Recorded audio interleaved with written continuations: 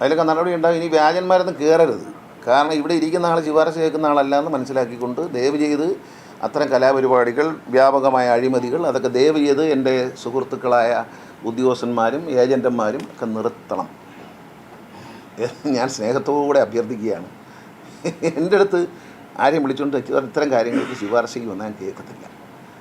പിന്നെ വേറൊരു കാര്യം കൂടി പറയാനുള്ളത്, ഈ ഡ്രൈവിംഗ് ടെസ്റ്റിൽ പലർക്കും ഡ്രൈവിംഗ് അറിയാം, പാർക്കിംഗ് അറിയത്തില്ല.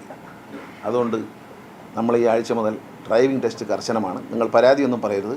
ഡ്രൈവിങ്ങിൻ്റെ ലൈസൻസിൻ്റെ നമ്പർ കുറയ്ക്കും. നിങ്ങൾ തന്നെ വാർത്ത കൊടുക്കാറുണ്ട്, ഇന്ന അപകടം സംഭവിച്ചു, 2 പേര് മരിച്ചു, RTO വകുപ്പ് ലൈസൻസ് സസ്പെൻഡ് ചെയ്തിരിക്കുന്നു എന്ന് പറയും. ഒരു കാര്യമില്ല. കാരണം അവൻ വേണമെങ്കിൽ വേറെ സർട്ടിഫിക്കറ്റ് ലൈസൻസ് എടുക്കുന്ന കള്ളത്തരം കാണിക്കുന്ന വേറെ എവിടെയെങ്കിലും പോയി എടുക്കും. അതുകൊണ്ട് ലൈസൻസ് കൊടുക്കുന്നതിന് വളരെ സ്ട്രിക്റ്റായ പരിശോധന ആയിരിക്കും. ദിവസം 500 ലൈസൻസ് കൊടുത്ത് ഗിന്നസ് ബുക്കിൽ കയറാൻ ആഗ്രഹിക്കുന്നില്ല. ഗിന്നസ് ബുക്കിൽ കയറില്ല. ലൈസൻസ് പറഞ്ഞാൽ ലൈസൻസ് ആയിരിക്കണം.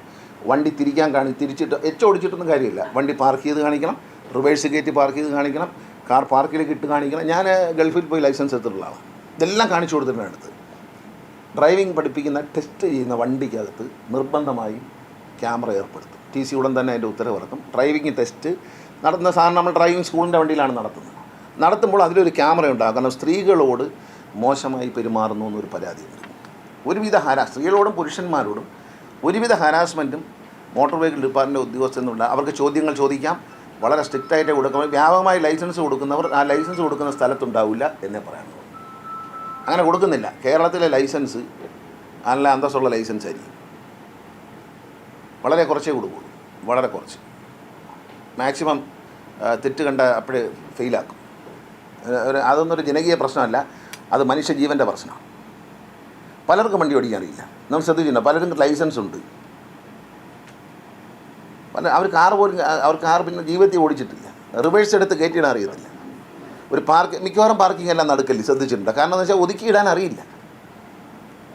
വിദേശ രാജ്യങ്ങളൊക്കെ ഇങ്ങനെ ബോക്സ് വരച്ചിട്ടുണ്ട്, അതിനകത്താണ് ഇടുന്നത്. പക്ഷേ അങ്ങനെ ഒതുക്കിയിടാൻ അറിയില്ല. ഇവിടെ ബോക്സ് ഇല്ലെങ്കിൽ പോലും നമുക്കൊരു ബോക്സ് മനസ്സിൽ സങ്കല്പിച്ചുകൊണ്ട് ഒതുക്കിയിടാം, മറ്റുള്ളവർക്ക് അസൗകര്യമില്ല. അപ്പോൾ അതുകൊണ്ട് പാർക്കിങ് എല്ലാ കാര്യങ്ങളും കയറ്റത്തി നിർത്തി എടുത്ത് കാണിക്കണം. കാണിക്കുന്നവർക്ക് ലൈസൻസ്